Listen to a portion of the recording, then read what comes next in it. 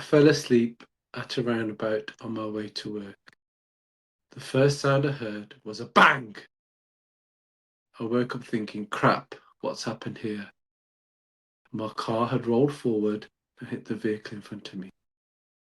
When I got out, I was fine. Thankfully, the other driver was fine. Just a minor collision. But actually, I wasn't fine because I realised the safe choice was killing me. I'm Amit Sharma. I run 10 optometry practices with 80 employees. But in 2016, I was commuting 160 miles a day to a job that was slowly erasing who I was. If you're stuck right now, truly stuck, this episode might save you years of your life.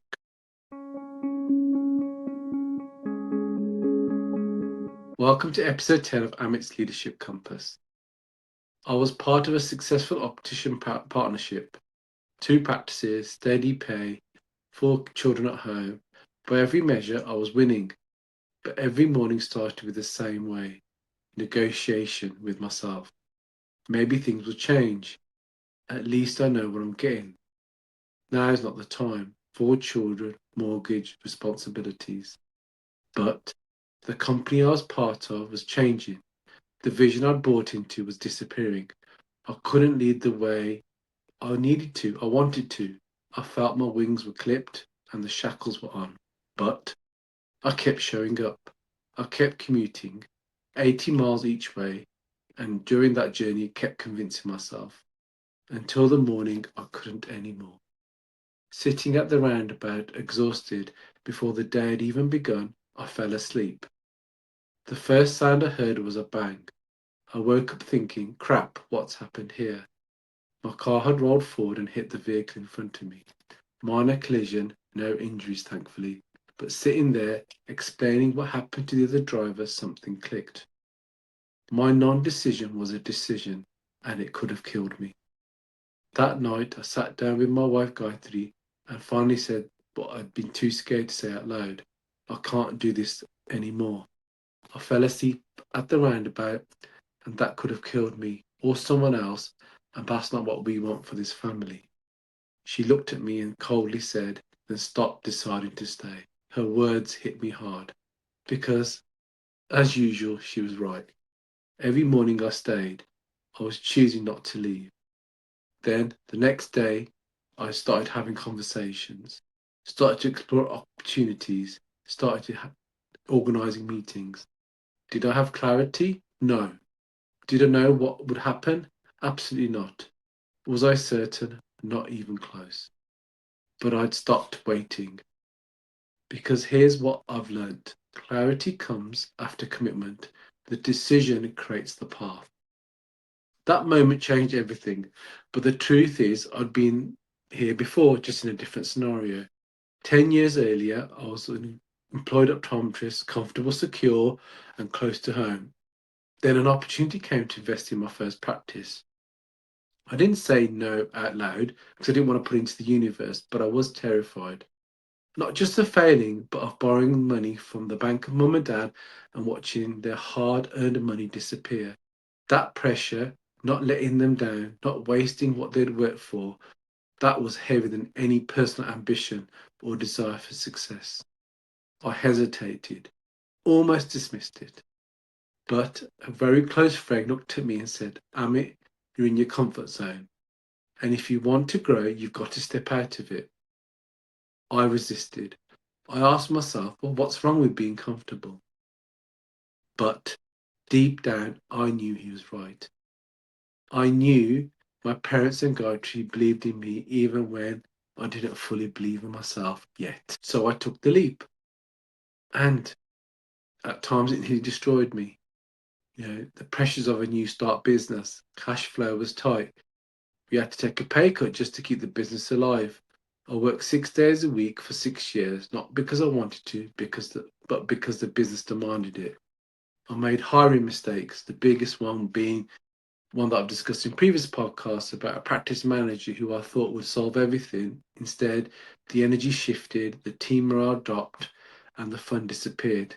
And I had to confront it head on and rebuild that culture from scratch. There are moments I wonder if I made a terrible mistakes. Moments I felt the weight of my parents' was pressing down on me. Not from them, but from me. Moments I worried I was letting the people down who believed in me the most, like Gayatri. Each of those struggles taught me something vital. How to hire better, how to manage money when it's tight, how to lead when no one else will, and how discomfort is a signal you're growing, not failing. Because comfort isn't safe, it's static. Discomfort comes when you're moving forward. Leaders who evolve aren't fearless, they're just willing to feel uncomfortable and keep moving anyway. So ask yourself, am I stuck or am I just comfortable? That first practice grew into three, and then for reasons that made sense at the time, I consolidated back to two. Two practices, a good income, the life I thought I wanted, but something was missing. The vision was fading. The environment was not conclusive to the leadership I wanted to practice. And then came that roundabout. After Gayatri's words that night, then stopped deciding to stay, I knew I had to make a move. But I also knew I couldn't just walk away. I had responsibilities, a family, practices that depended on me. So I began the transition down to one final practice, which I was able to sell, and then that allowed me to step into a new opportunity, a different organization, a different vision, a different ethos, a chance to lead the way I'd always wanted to. And over that past 6 years, I've been very fortunate to be able to grow from 1 to 10 practices, looking after 80 employees now with systems, processes, and scale. But here's what matters. Those 6 years of growth only happened because I was willing to spend months in the uncertainty of transition, walking away from what was safe, dismantling what I'd built, trusting that something better was on the other side. Most people never make that leap because they can't tolerate that middle ground, the space between I know I need to leave and I know where I'm going. But that's exactly where growth lives. And somewhere along the way, I pretended I had all the, and somewhere along the way, I stopped pretending I had all the answers. Early on, I thought leadership meant knowing everything. Not knowing felt like a weakness to me. But there was a situation early on in my leadership career where I was completely stuck. I couldn't see the way forward no matter how hard I tried. So, for the first time, I did something that felt like I was opening up myself to be questioned. I asked my team for help. It showed vulnerability as well as humility. I brought them into the room and said, I don't know how to solve this, but I think together we might. And they did. Solutions emerged, not because I had all the answers, but because I admitted I didn't. And that's when I learnt. Humility doesn't weaken authority, it strengthens it. Now I ask better questions when I don't know. Is someone on my team better placed to answer this? Can we figure it out? Do we need external counsel? Humility builds trust, encourages collaboration, and allows leadership to be practiced, not just performed. So ask yourself, where are you pretending to have all the answers? What would you change if you just said, I don't know, and invited your team in? Throughout my leadership journey so far, I've encountered many uncomfortable truths, and each time I've had to choose stay comfortable or step forward. The people who believed in me, my parents, Gayatri, my friend who challenged me, my business partners, my team who stepped up when I admitted I needed them. They didn't believe in a version of me that had all the answers. They believed in someone willing to grow, willing to be uncomfortable, willing to say, I don't know, and find out anyway. As we come to a close, I want to wish you a happy new year, and I hope that 2026 brings growth, clarity, and health. But before we leave, I want you to sit with this.